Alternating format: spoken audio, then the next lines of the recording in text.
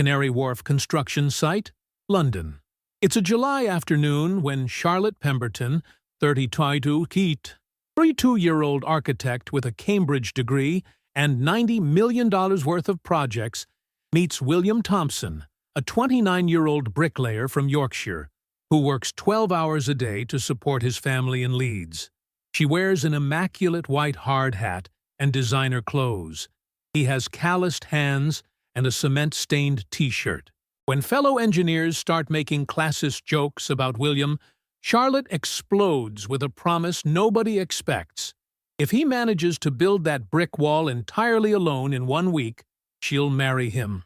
Everyone laughs, thinking it's a joke. But what happens when William accepts the challenge, working day and night under the scorching London sun? Will forever change two lives and prove that true love knows no class differences, only the strength of the heart. The Canary Wharf construction site simmered under the July London sun.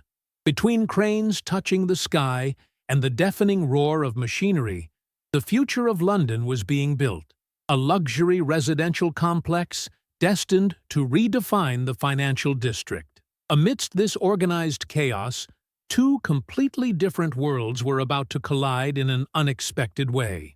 Charlotte Pemberton walked between the scaffolding with confidence earned through pure talent and sacrifice. At 32, she was already considered one of Britain's most promising architects. First-class honors from Cambridge, master's degree from MIT Boston, she had signed projects worth over £90 million. Her immaculate white hard hat gleamed in the sun. Her beige Burberry suit showed not even a speck of dust, despite hours on site. But behind that perfect facade hid a woman who had fought every day against the prejudices of a male-dominated world. Being a woman in architecture meant proving twice as much, working 3 times as hard, never being able to afford a single mistake.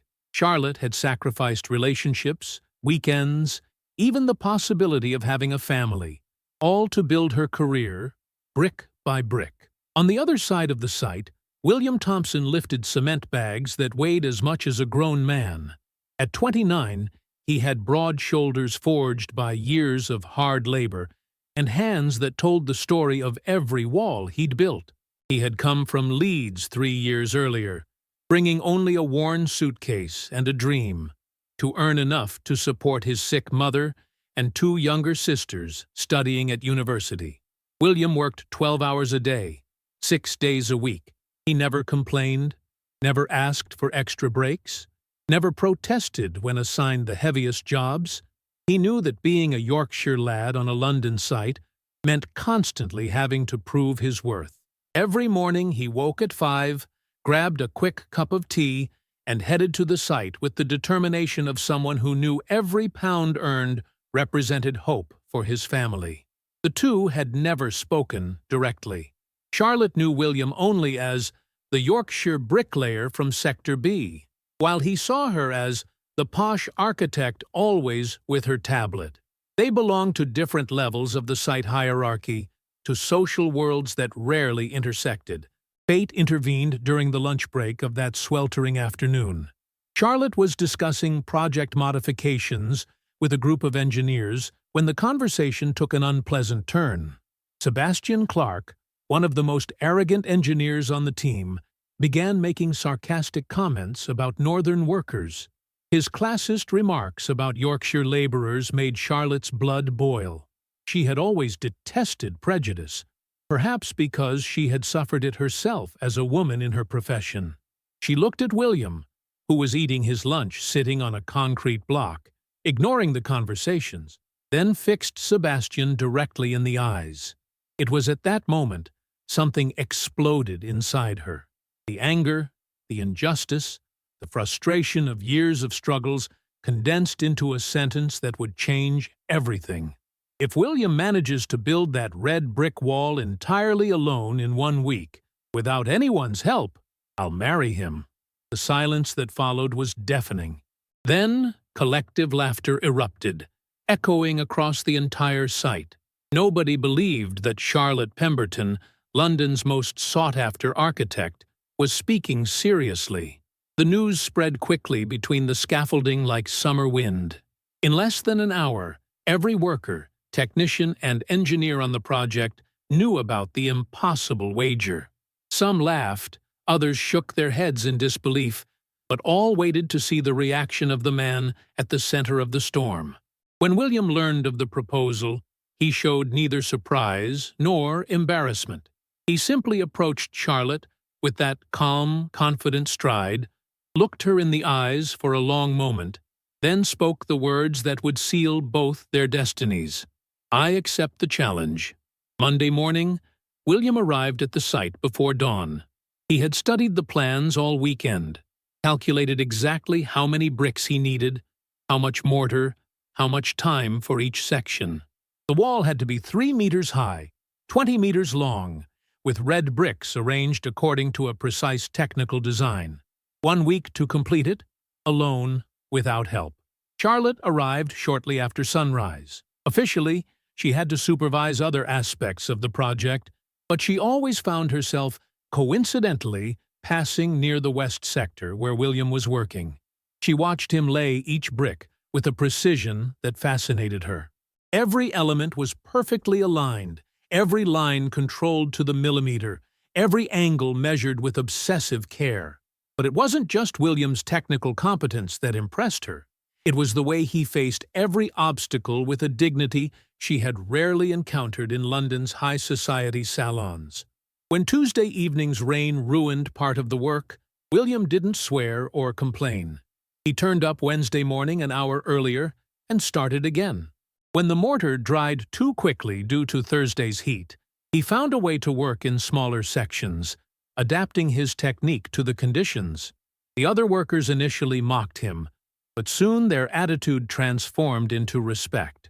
They saw a man who worked 16 hours a day without ever losing concentration, who refused help even when it was obvious he needed it, who faced every challenge with a dignity many of them didn't possess. Thursday evening, Charlotte realized something inside her was changing. It was no longer professional curiosity driving her to observe William. It was something else, something she hadn't felt for years. Genuine admiration for a human being who demonstrated daily the meaning of the word character. Friday evening, 2 days before the deadline, William discovered a project detail he had underestimated. The wall wasn't meant to be just straight. It required a slight curve in the central part, a decorative element that demanded a completely different technique. It was almost midnight when Charlotte, returning to the site to collect forgotten documents, saw a light in the west sector. William was sitting on the ground in front of the wall, the plans open and a torch in his hand. He was studying, calculating, understanding how to solve the problem that would require redoing half the work. For the first time since making the wager, Charlotte approached. She sat beside him in the construction dust, regardless of her expensive suit. In that moment, in the dim light of the nocturnal site, she began to see William not as the bricklayer of her wager, but as the man who was about to conquer her heart through pure determination. William worked all night and all Saturday to correct the curve. The bricks fell one after another, taking away days of sweat. But in his eyes there was no frustration, only the concentration of someone who knew exactly what he had to do. He refused the help Charlotte offered with calculations, explaining that accepting assistance would violate the integrity of the challenge. That response hit Charlotte like a revelation. In a world where everyone sought shortcuts and favors, William maintained his honesty even when nobody forced him to. Sunday was the final day. William had 12 hours to complete what seemed impossible. The last 2 meters of the curved section, the most complicated part of the entire project. His body showed signs of a week's intensive work under the merciless sun, but his determination had never been stronger. The site, normally deserted on Sundays, filled with onlookers. News of the wager had spread beyond the boundaries of Canary Wharf, attracting workers from other sites and even some passers-by who wanted to witness the impossible feat. Sebastian Clark and other engineering colleagues arrived around midday, secretly hoping for William's failure and Charlotte's humiliation. But what they saw left them speechless. A man working with Swiss watch precision despite extreme fatigue, laying each brick as if creating a work of art. The hours passed relentlessly. At 6 in the evening, 50 centimeters of wall remained with only 2 hours until deadline. William paused for a moment, looked at what he had built, a perfect work combining functionality and beauty, then resumed work with renewed energy. At 7:30, only the final row remained, 15 bricks to complete a week that had changed 2 lives. William's hands trembled visibly from exhaustion, but each movement maintained the precision that had characterized him from day one. More than 50 people now surrounded the west sector, all silent, all conscious of witnessing something special. It was no longer simply a wager. It was proof that with determination and pride, one can achieve the impossible. At 7:59, William lifted the final brick. He looked at it for a moment, then placed it with a gesture that had all the solemnity of an oath. When the clock struck 8, he stood up, swaying slightly, and spoke a single word. Done. The applause that erupted could be heard throughout the district. Enjoying the story? Give it a little like, and don't forget to subscribe. Now then, let's carry on. But William wasn't looking at the crowd celebrating him. His eyes sought only Charlotte. She approached slowly, observed the wall in every detail. It was technically perfect, but it had something more. The soul of someone who had built it with love and absolute dedication. In that moment, Charlotte understood that what had begun as a proud wager had become something infinitely deeper. She wasn't just looking at a wall. She was contemplating the physical representation of the character of the man she had fallen in love with. William approached, gently took her hands with his, still dirty with mortar, and in that caress, Charlotte felt all the love that a week of silent courtship through work had built. The kiss they shared in front of the entire applauding sight sealed not just a one wager, but the beginning of a love that would prove to the world that social differences are nothing compared to the purity of authentic feelings. The weeks that followed were a whirlwind of emotions and changes that completely transformed both their lives. The story of the wager spread rapidly through London, then across Britain, attracting national media attention who saw in their story the symbol of love that transcends all barriers. Charlotte kept all her promises. William was promoted from laborer to site supervisor with a pay rise that finally allowed him to bring his mother from Leeds for necessary medical treatment. But more than the professional position, what impressed William was how Charlotte introduced him. Not as the bricklayer I married, but as William, my partner in life and work. The relationship had to overcome obstacles that went far beyond social class differences. They came from different worlds, had distinct cultural references, ways of expressing themselves that initially created misunderstandings. William felt inadequate in the elegant restaurants where Charlotte was at home. She felt out of place when he took her to the Yorkshire pubs, frequented by his worker colleagues. But both were determined to build something solid. Just as William had erected the wall brick by brick, they built their relationship understanding by understanding, compromise by compromise, discovering that their differences, instead of separating them, enriched each other. Charlotte learned the value of manual work, the satisfaction of creating something concrete and lasting. William discovered architecture as art, as a means to improve people's lives, not just as construction technique. Their professional union proved explosive. He brought the practical experience of the builder, she the architect's vision. Together they created projects that combined beauty and functionality in innovative ways. The arrival of William's mother from Leeds represented the first real test for the couple. Margaret Thompson was a 60-year-old woman, marked by illness, but with the sharp intelligence of those who had lived many battles. Her first meeting with Charlotte was tense. She couldn't believe that a rich London woman could sincerely love her son without ulterior motives. Charlotte, sensing the future mother-in-law's doubts, began a patient conquest that didn't involve expensive gifts or ostentatious gestures, but small daily attentions. She learned to cook the Yorkshire dishes William loved, accompanied Margaret to medical appointments, shared with her own passions and projects, not to impress, but to open her heart. The decisive moment came when Charlotte took Margaret to see the wall that had changed their lives. It was evening.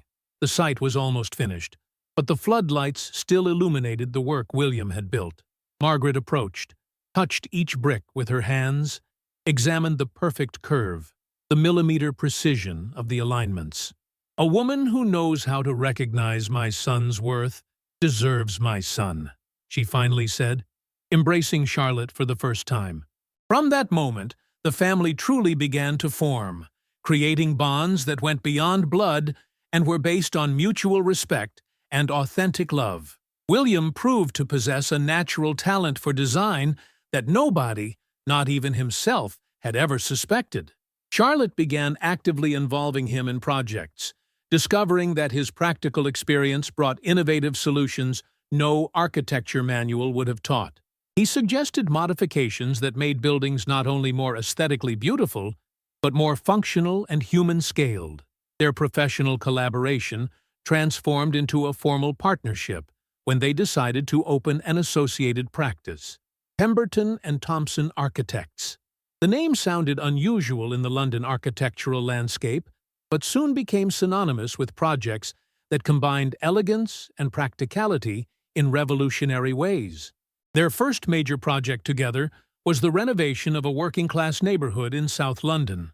Instead of demolishing and rebuilding from scratch, as other practices suggested, Charlotte and William proposed a different approach. Involve the residents, respect the place's history, improve without transforming the neighborhood's identity. William coordinated the works with sensitivity that came from his experience as a worker.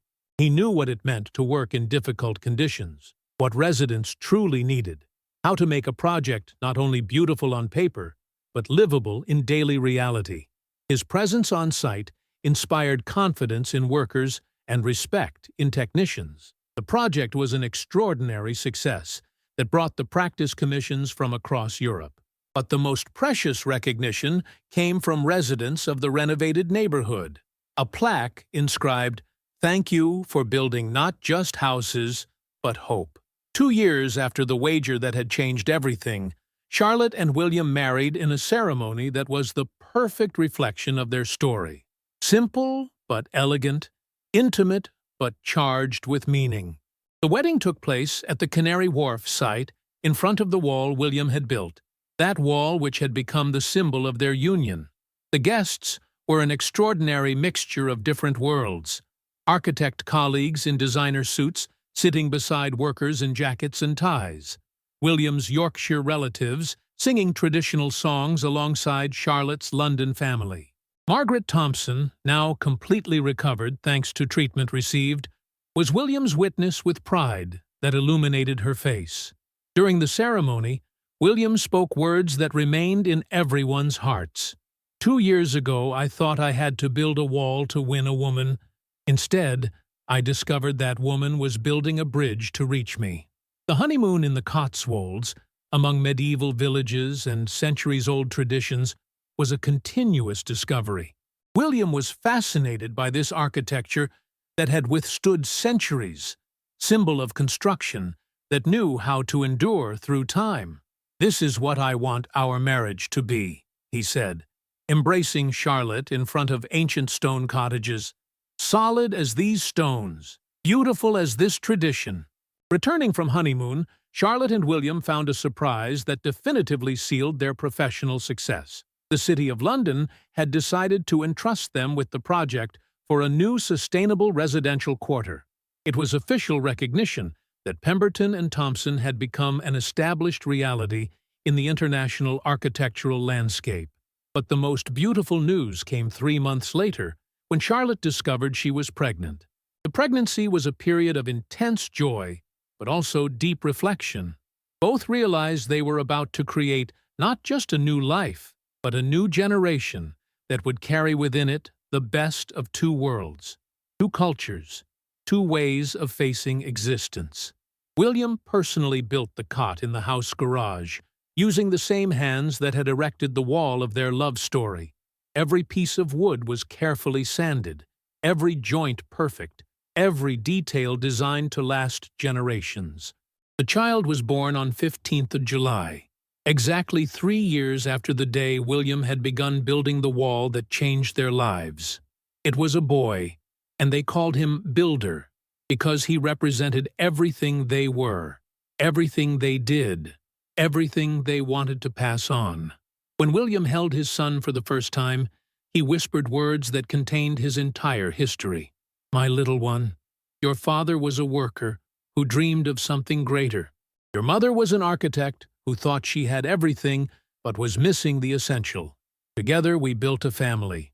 You are our most beautiful work." 5 years after Builder's birth, Pemberton and Thompson had offices in London, Manchester, Edinburgh, and Dublin. They had won international architecture awards, and their projects were studied in universities worldwide. But every evening, William returned home, removed the tie he now wore for important meetings, and played in the garden with Builder, teaching him to build sand castles with the same precision he had once used to lay bricks. The wall William had built was still there, in the now completed Canary Wharf site. It had become a small tourist attraction that Londoners had nicknamed the Love Wall. Young couples went to photograph themselves in front of it, believing it brought luck. But for Charlotte and William, it represented something deeper. It was concrete proof that when you have the courage to bet on authentic love, on determination, on integrity, you can build anything, even a happy life, brick by brick. Every evening, before going to bed, Builder always asked for the same thing. "Dad, tell me the story of the wall." And William told it, each time with the same emotion, how a wall of red bricks had built a family, how a wager became a marriage, how love could be born in the most unexpected places. "Remember, Builder," William always concluded, "it doesn't matter what you build in life. It could be a wall, it could be a house, it could be a family. The important thing is that you build it with love, with pride, brick by brick." Charlotte, who always listened from the doorway, smiled thinking about how much her life had changed since that proud wager years ago. She had thought to challenge a worker and ended up finding the man of her life, the perfect partner, the father of her children.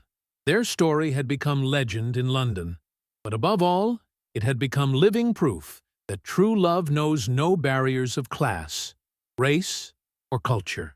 When two hearts decide to build together, they can achieve any dream, overcome any obstacle, create any miracle, brick by brick, exactly as William had done with that wall that changed everything. If this story touched your heart, smash that like button. Share in the comments.